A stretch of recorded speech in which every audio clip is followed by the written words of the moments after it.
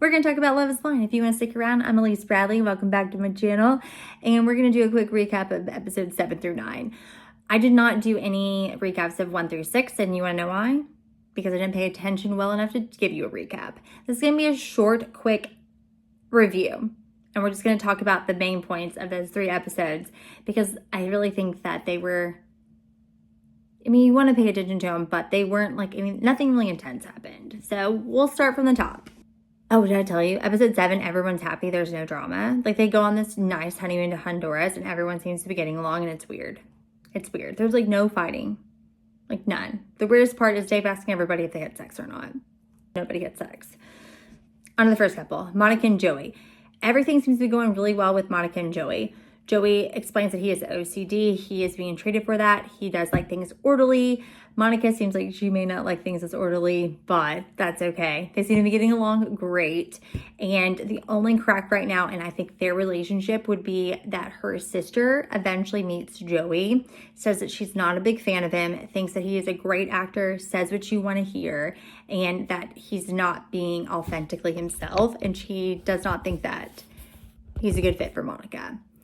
Monica eventually tells Joey this, and Joey says, "Does your sister ever like anybody?" Monica responds and says no.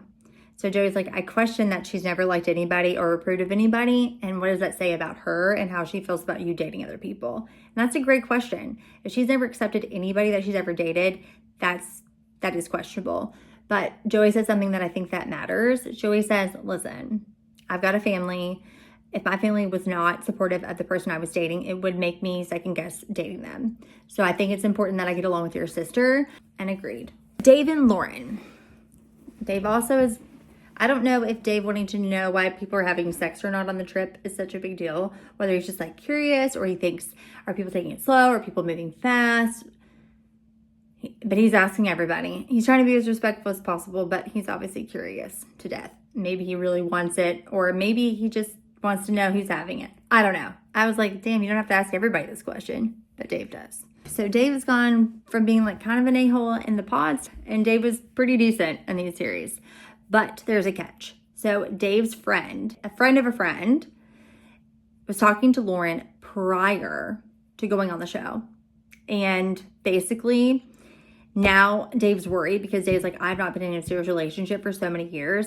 And this guy is claiming that you guys were not casual, that you guys were serious. And I need to know now, were you all serious or were you not? Because that's going to make me question us getting married, which I agree. Basically she was hanging out with this guy right before she left for the show. So he's worried that it's not authentic and she's not being real, which is 100% true. I'd be worried about that too. But he's also going to decide, do you trust her or do you not? Because she's saying it's extremely casual and he's hearing otherwise. So he also needs to determine, is he in or is he out? Is he going to be able to move past this or is he not? Because all of his bro friends believe this guy, and Lauren is trying really hard to defend herself. Her friends are like, we never even met him. They were just hooking up. And she's just trying to say, we're friends with benefits. And Dave doesn't understand why someone who's ready to get married has friends with benefits.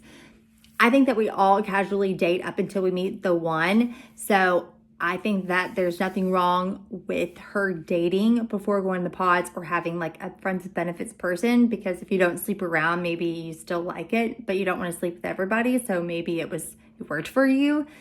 I don't think it necessarily means that you're not ready for marriage. I was definitely dating people before I met my husband. So whether this was casual or not, if Lauren's really all in, which she seems really all in because she's really upset, Dave needs to figure out, does he believe her or does he believe them? So that's what we're going to have to figure out. But Dave's sister ain't happy about that because Dave's sister basically replaced his mom because his mom is not around anymore. So I get why his sister is overly, because she took his mom's role. Then we've got Taylor and Daniel.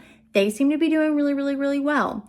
After Taylor overthought and was thinking that Daniel stalked her on Instagram, she got her phone back, realized he didn't. She kind of felt stupid. She cried about it.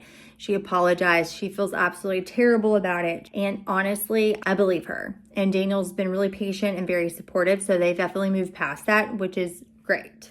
Then we've got them meeting his parents, and both parents seem on board. So Daniel and Taylor are looking really good right now. Devin and Virginia. Devin and Virginia look like they're doing really well too. See, I told you no one had any arguments. If you missed episode 7 through 9, you could have just like brushed over them and like been on your phone for a couple of minutes and you would have missed anything. They basically like each other a lot. Talking about finances, getting in the knit and grit. Virginia meets his parents. They're doing great. Red flag only is that she thinks that they should have a prenup. Which I don't really get the idea of a prenup because like Devin's parents said, like, is she already prepping for a divorce and like separation of assets? Also, like, how much money do these people make to really need a prenup? Maybe after the show they'll need a prenup, but right now I don't know. I never looked into a prenup. I'm not worth a lot of money to have a prenup. But maybe I don't really understand prenups and I thought it was a weird conversation to have. But that's the only red flag popping up for Virginia and Devin. Sarah and Ben. Sarah and Ben doing great.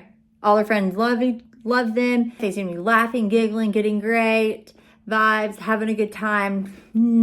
Nothing is going wrong until TikTok. TikTok girl shows up talking about how there is shitty men that are always represented on TV and we need to stop representing shitty men.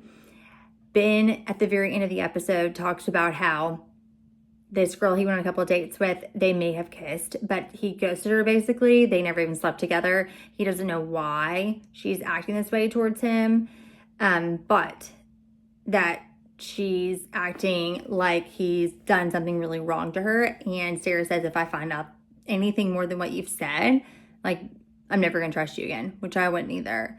But this girl didn't go into details on TikTok, but you can definitely Google it or get on TikTok and see it. And Sarah, at the very end of the episode 9, is like, what is she talking about? And you can just tell it's going to have to bleed into the next episode because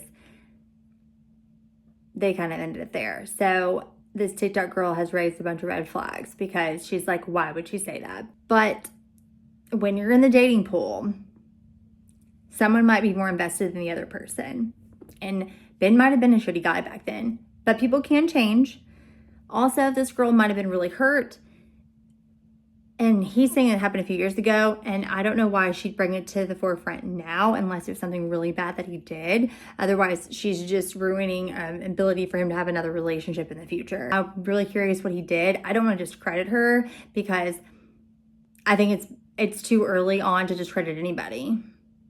I think that you should definitely look into what this girl has said, 100%. But do I think that you should take it by Bible? No, we're going to have to figure out what Ben has to say and what it is moving forward because this girl did not go into much detail.